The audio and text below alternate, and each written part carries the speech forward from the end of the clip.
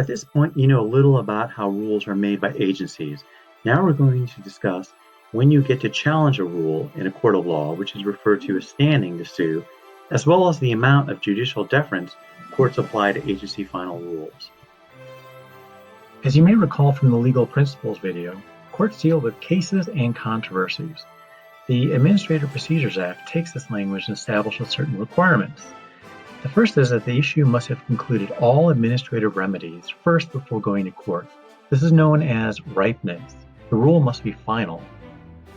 Okay, so let's say an issue is ripe for a judicial review. What exactly can you claim in a judicial action? There are 4 areas. The first is that the rule is arbitrary and capricious. Second, the action is unconstitutional. Third, the action is not consistent with statutory authority. And last, the agency failed to follow the procedures in the Administrative Procedures Act. By far the most common legal challenges involve claims of arbitrary and capriciousness and not following the APA process. Failure to follow the APA proper notice and comment process has been a popular challenge of Trump-era rules. There's a saying in law, you walk out the same door you walked in, meaning you follow the same steps to build something that you do to take it down. One of the most important issues is standing. It requires a 3-part test. The first part is that the party bringing the action to court must have suffered an injury in fact.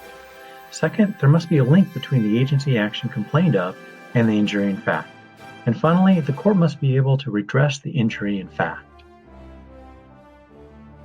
Finally, we come to the issue of judicial deference. This gets at the heart of what courts do. If a court agrees to review a challenge of an environmental law, how the court reviews that challenge is critical for you to understand. It'll guide you whenever you're asked to assess a challenge. There's a sliding scale of how much courts will defer to an agency's decisions, from a great deal of deference to none at all. Here's an example of the different meaning of words. We need to be careful about how we interpret language. If an environmental statute is clear, then agency interpretation should be easy, but sometimes statutory language is ambiguous or silent on the issue. In these cases, an agency must use its own expertise to interpret the law and pass rules.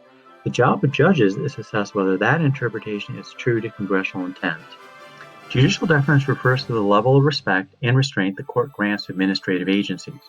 It can range from high to low deference. For example, if the issue involves scientific or health-based judgments, judges will likely apply high deference to the agency with in-house expertise, but not always. Unlike a constitutional legal question, judges may have greater expertise.